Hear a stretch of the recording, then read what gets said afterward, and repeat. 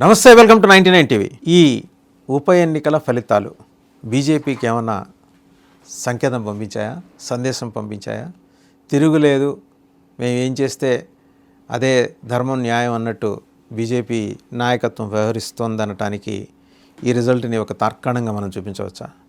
ఎందుకంటే నితిన్ నబీన్ సొంత నియోజకవర్గంలో పార్టీ ఓటమి, దట్టు అసలు ఆటలో అరటిపండు అంటూ తీసిపారేస్తున్న పీకే, ఆ నియోజకవర్గంలో పీకేసిన వ్యవహారం చూస్తుంటే కనుక, బీజేపీని పీకేసిన వ్యవహారం చూస్తుంటే ఏదో సమ్ రాంగ్ సిగ్నల్ వెళ్తున్నట్టు అనిపిస్తుంది.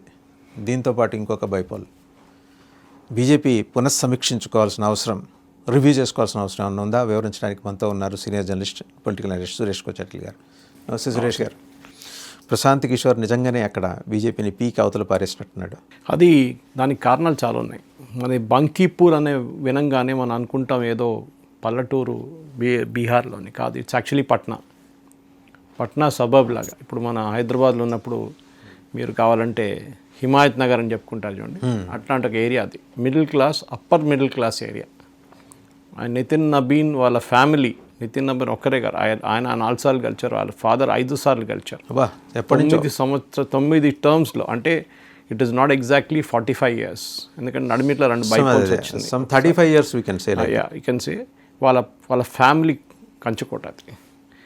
అక్కడ బీజేపీ కొన్ని తప్పులు చేశారు. అది న్యాచురల్లీ దీంట్లో చూపిస్తుంది. ఇది మనం ఉత్తరప్రదేశ్లో 2024 లోక్సభ ఎలక్షన్లో కూడా చూసాం. ఎందుకు జరిగింది ఒకటి మనం ఆలోచించాలి. ఫస్ట్, ఈ క్యాంపెయిన్ మొదలయ్యే ముందు బీజేపీ ప్రశాంత్ కిషోర్ 5 నెలల ముందు నుంచి, నితిన్ నబీన్ ఏ రోజు రాజీనామా చేశారో సీట్ని, ఆ రోజు నుంచే వీళ్ళు మొదలుపెట్టారన్నమాట. క్యాంపెయిన్ మొదలుపెట్టారు ప్రశాంత్ కిషోర్. అండ్ ప్రశాంత్ కిషోర్ చాలా మెటిక్యులస్ మనిషి, మీకు తెలిసిందే. ఆయనకి ఒక పొలిటికల్, ఒక ఏం చెప్తా, అనలిస్ట్, ఒక ఇది ఉంది, స్ట్రాటజిస్ట్గా ఇంకా బాగా పనిచేస్తారు. జగన్ కోసం, డిఎంకే కోసం, మమతా బెనర్జీ, అమరీందర్ సింగ్, ఇట్లాంటి చాలా పార్టీస్కి ఆయన పనిచేశారు. ఆయనకు ఆ ఎక్స్పీరియన్స్ ఉందన్నమాట. అది కాకుండా ముందు మనందరూ తెలిసిందే, Narendra Modi close right hand మ్యాన్గా ఉన్నారు. 2013 నుంచి ఆయన మోదీ గారితోనే ఉన్నారు. దానికన్నా ముందు కూడా పనిచేస్తారు, కానీ 2013 నుంచి ఫార్మల్ రిలేషన్షిప్ ఉండే. 2014 క్యాంపెయిన్ మొత్తం నడిపించింది వాళ్ళ ప్రశాంత్ కిషోర్ వాళ్ళ అవుట్ఫిట్.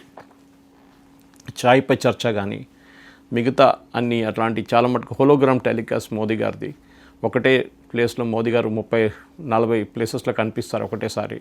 ఒక ట్రక్ తీసుకొచ్చి దాంట్లో హోలోగ్రామ్ టెలికాస్ట్ చేపిస్తారు. నేను కూడా వాళ్ళ సిటిజన్స్ ఫర్ అకౌంటబుల్ గవర్నెన్స్ చెప్పి ఈయన మొదలుపెట్టిన అవుట్ఫిట్తో ఉన్నాను. అప్పుడు వాళ్ళ కోసం పనిచేయడం కాదు, వాళ్ళకి సపోర్ట్ కావాలంటే హెల్ప్ చేశాను.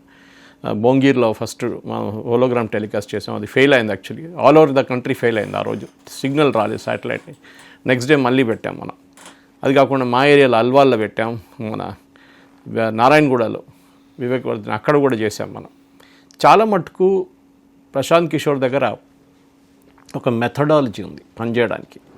అప్పుడు మీరు అడగవచ్చు, అట్లా అంటే ఆయన దేనికన్నా ముందు జరిగిన అసెంబ్లీ ఎలక్షన్లో ఒక్క సీటు కూడా రాలేదు, 3.24% ఓట్లే వచ్చినాయి. మళ్ళీ వాళ్ళు ఇంత పెద్ద స్ట్రాటజీస్ ఎక్కడ తయారాడు? ఆయన ఓన్ స్టేట్ బీహార్లో ఫెయిల్ అయ్యాడు, మళ్ళీ ఈసారి ఎట్లా సక్సీడ్ అయ్యారు? దాంట్లో మీకు సిరీస్ ఆఫ్ మిస్టెప్స్ కనిపిస్తుంది బీజేపీ చేసింది. ఒకటి, బీజేపీ అక్కడ ఒక క్యాండిడేట్ని తీసుకొచ్చారు, స్ట్రాంగ్ క్యాండిడేట్ ఉండే ఆయన తీసుకొచ్చి ఆయన్ని నామినేషన్ వేయించారు. సడన్గా తెలిసిపోయింది ఏంటంటే వాళ్ళ నాన్నగారు వాళ్ళ అంకుల్ ఎవరో ఒకరు ఒక స్కామ్లో ఇన్వాల్వ్ ఉన్నారు, ఫాడర్ స్కామ్లో, లాలూ ప్రసాద్ స్కామ్ నుంచి. సో ఇమ్మీడియట్గా వీళ్ళకి డౌట్ వచ్చిందంటే ప్రశాంత్ కిషోర్ దాన్ని ఒక ఫ్యాక్టర్గా చేసుకుంటారు. ఫాడర్ స్కామ్ వాళ్ళు పోటీ చేస్తున్నారు బీజేపీ వైపు నుంచి, మళ్ళీ వాళ్ళు లాలూని ఎందుతారు మళ్ళీ అని చెప్పి. అదే టైంలో లాలూ వాళ్ళ పార్టీ కూడా పోటీ చేశారు అక్కడి నుంచి, ఆర్జేడీ. అఫ్కోర్స్ కాంగ్రెస్కి బీహార్లో ఎక్కువ పట్టు లేదు, ఉన్నది ఆర్జేడీకి ఉంది అక్కడ. నిన్న మిసా భారతి, లాలూ ప్రసాద్ కూతురు, పార్లమెంట్ బయట మాట్లాడుతూ ఛానల్తోనే, ఐ థింక్ ఇట్ ఇస్ ఎన్డీటీవీతో మాట్లాడుతూ ఏమన్నదంటే, ఇది order game BJP and Jan Swaraj party, వీళ్ళిద్దరు కలిసి ఆడిన ఆట అంటారు ఆవిడే. ఎందుకంటే మమ్మల్ని బీహార్ నుంచి మొత్తం తూడ్చివేయడానికి బీజేపీ వేసిన ఒక ప్లాన్ ఇది. ప్రశాంత్ కిషోర్ని తీసుకొస్తున్నారు. మొన్న ఎలక్షన్లో మొత్తం ఓడిపోయిన మనిషి ఈసారి ఎట్లా గెలిచారని నేను చెప్పాను చూడండి. కారణాలు ఉన్నాయి దానికి. బీజేపీ చేసిన సిరీస్ ఆఫ్ మిస్టెప్స్లో ఉండే. ఒకటి, ఓటర్ టర్న్అవుట్ తగ్గింది, 7% తగ్గింది. అది బైపోల్స్ చాలా కామన్. మీరు గుజరాత్లో చూడండి, చాలా తగ్గింది అక్కడైతే. కానీ బీజేపీ గెలిచారు అప్పుడు కూడా గుజరాత్ నుంచి, వాళ్ళ సిట్టింగ్ సీట్ అది. ఇది కూడా వాళ్ళ సిట్టింగ్ సీట్ ఉండే. కానీ ఎందుకు గెలవాలి? ఒకటి, ప్రశాంత్ కిషోర్ ఐదు నెలల ముందే ఈ క్యాంపెయిన్ మొదలుపెట్టారు. ఏ రోజు నితిన్ నబీన్ని ప్రెసిడెంట్గా అనౌన్స్ చేశారు, ఆయన ఇంకా రాజీనామా చేయలేదు అప్పుడు దాకా సీటు, ఆ రోజే ఆయన క్యాంపెయిన్ మొదలుపెట్టారు. మొహల్లా మీటింగ్లు, చాయ్ పే చర్చ, ఏదేదో ఆయన బీజేపీ కోసం వాడారో 2014 లోక్సభ ఎలక్షన్కి, అదే స్ట్రాటజీ మళ్ళీ ఆయన మొదలుపెట్టారు బీహార్లో.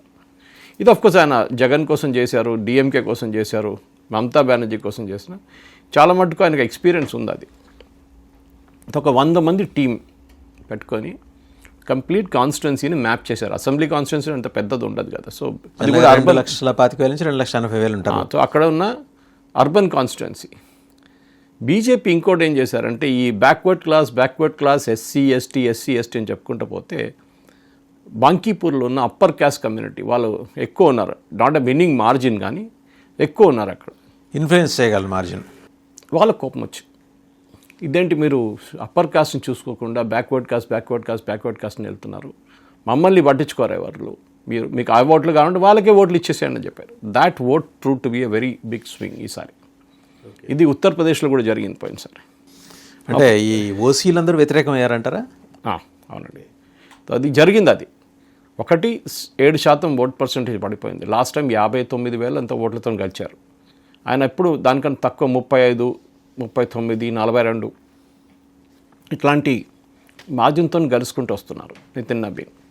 సడన్గా 19,000 ఓట్లతో ఓడిపోవడం, అది కూడా బీజేపీ కానీ జన్సురాజ్ కూడా లాస్ట్ టైం వచ్చిన మార్జిన్ రాలేదు, కానీ ఓట్ పర్సెంటేజ్ కూడా పెరగలేదు. ఇద్దరిది ఓట్ పర్సెంటేజ్ తగ్గింది, ఆర్జేడీది ఇంకా తగ్గింది. ఇప్పుడు దీని నుంచి నేర్చుకోవాల్సిన లెసన్స్ ఏంటి బీజేపీ? ఎందుకంటే ఇదే ప్రాబ్లం మీకు మధ్యప్రదేశ్లో కనిపించింది. మధ్యప్రదేశ్లో కూడా బీజేపీకి సిట్టింగ్ సీట్ కాదు, అది కాంగ్రెస్ సిట్టింగ్ సీట్ ఉండే. అక్కడ ఉన్న ఎమ్మెల్యే ఒక కరప్షన్ కేసులో ఇరుక్కపోయి శిక్షించిన తర్వాత ఆయన్ని డిస్క్వాలిఫై చేశారు. సో దానికి జరిగిన బైపోల్ అన్నమాట. సో అక్కడ ఒక బీజేపీ క్యాండిడేట్ ఉన్నారు, ఆయన 4 సార్లు 5 సార్లు గెలిచారు, 2 సార్లు మినిస్టర్గా కూడా ఉన్నారు, శివరాజ్ సింగ్ చౌహాన్ క్యాబినెట్లో. ఆయన లాస్ట్ టైం ఓడిపోయారు 2023లో. ఆయనకి ఈసారి టికెట్ ఇవ్వద్దని చెప్పి బీజేపీ నిర్ణయం చేసుకుంది. దాని మీద పెద్ద గొడవ అయింది కదండి, ధర్నా చేశాడు ఆయన, Mishra I think. Yes, he did a dharna. So అదొక లెసన్ బీజేపీ నేర్చుకోవాలి. సో ఆయన న్యాచురలీ తర్వాత ఆయన్ని కన్విన్స్ చేసి క్యాంపెయిన్ ఆయన హాఫ్ హార్టెడ్గా పనిచేశాడు, కానీ ఆయన ఓట్లు తీసుకెళ్ళిపోయాడు. అని 6,000 ఓట్లు ఆయన దగ్గర ఉండి ఆయన తీసుకెళ్ళిపోయాడు. 6,000 ఓట్లతో ఓడిపోయారు బీజేపీ. ఈజీగా గెలుస్తుండే ఆ సీట్. కానీ ఇక్కడ బీజేపీ వైపు జరుగుతున్న సిరీస్ ఆఫ్ మిస్టెప్స్. వాసుదేవన్ గారు, ఎందుకు బీజేపీ ఇట్లాంటి తప్పులు చేస్తున్నారు? ఇది మనం ఉత్తరప్రదేశ్లో 2024లో చూసాం లోక్సభ పోల్స్లో. యోగి ఆదిత్యనాథ్ రికమెండ్ చేసిన క్యాండిడేట్ని రిజెక్ట్ చేసి బీజేపీ హైకమాండ్ వాళ్ళ క్యాండిడేట్స్ని పెట్టుకున్నారు, అది కూడా కొత్త వాళ్ళని. ఇప్పుడు నితిన్ నబీన్ కేసులో అదే జరిగింది. నితిన్ నబీన్ రికమెండ్ చేసిన క్యాండిడేట్నే వీళ్ళు తీసేశారు last minute. Okay. So naturally Nitin Nabin కూడా అప్సెట్ అయి ఉంటారు, కానీ ఆయన డైరెక్ట్గా చెప్పారు అది. కానీ మీరు ఎందుకు క్యాండిడేట్ని మార్చారు లాస్ట్ మినిట్లో? ఆ క్యాండిడేట్కి ఏం కరప్షన్ లేకుండే,